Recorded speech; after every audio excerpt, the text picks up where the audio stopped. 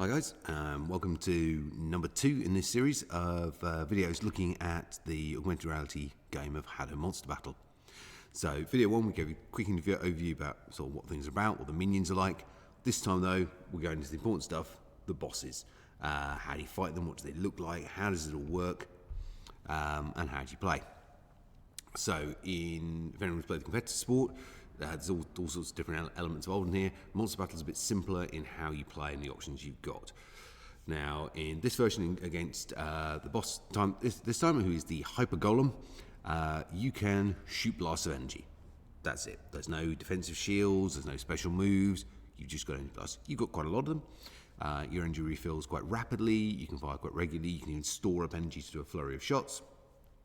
But what you've got is shots. If you pick up one of the magic potion vials that appears during play, then that will boost your recharge rate, the damage of your shots, basically make them more effective, means you can put more of them out there. But this is all about shooting. Now, the golem, when he appears, a huge, big, sort of like armoured creature, and hitting him will do damage. However, he's heavily armoured, so you need the weak point. And the weak point, he's got a big beating heart right in the middle of his chest. If you can hit that, you do a load more extra damage. You do a lot of extra damage, and you'll basically start burning through his life a lot more rapidly. This boss, unlike the others, is very mobile. So he will move around the game space. He will jump. He will shift left to right. So you've really got to work to target that heart point on him. He'll duck down as well, but effectively protecting it with his body at points. And he's got a whole range of different phases that he'll go through during the fight.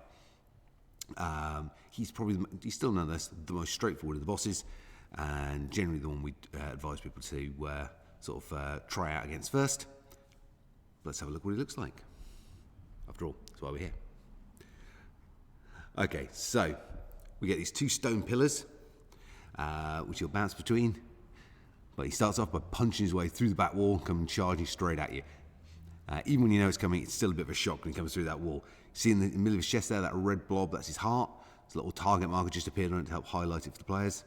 So we've got 2 of our academy players who are very kindly helping us with this sort of walkthrough and demonstration about how to take on this boss. Now, shooting these huge, big blobs of fire. You can shoot these, but obviously doing so, those are shots that aren't hitting him, they're shooting those, and you can just dodge and duck out of the way of them. But fundamentally, you don't want to get hit by them. Getting hit by one of those, knock you out of play for 3 seconds. Now, this smaller shot that he does, this sort of shrapnel fire, those you can't shoot out the air. Those you just have to avoid. Opening distance helps a lot with that. It spreads the shots out and gets you out of the way. Now, at this point, you can see the guys have started shooting that big rock he's just ripped out of the ground. If you can hit it enough times, it will break and drop it on his head and stuns him, leaving his chest open for you to put a whole load of shots into that heart target.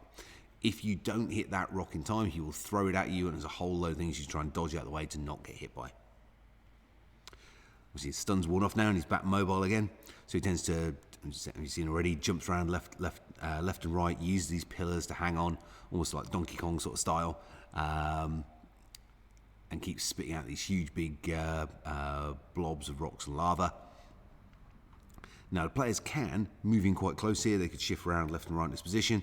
But because that target that you're after is center chest, and a lot of the time that's relatively visible, or most visible from the position directly in front of him there, you're actually generally better off fighting him pretty much square on, rather than trying to move around his position particularly.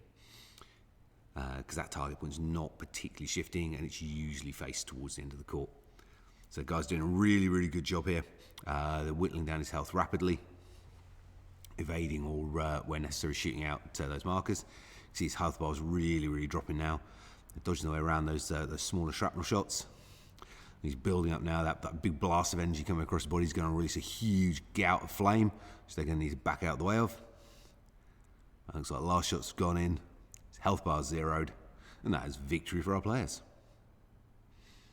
And 1 dead golem. So really nice place. It's real fast, real good fun. Players it works through there, and obviously you get your scoreboard and everything else at the end there. Nice easy to play through. Nice boss to fight against. Really good fun experience, and good place to start this sequence. So that's number 1. We got Dragon and Devil to Go. So make sure you follow us for those as well. And as ever, do the good things, like, share, subscribe, and we'll see you for the next one.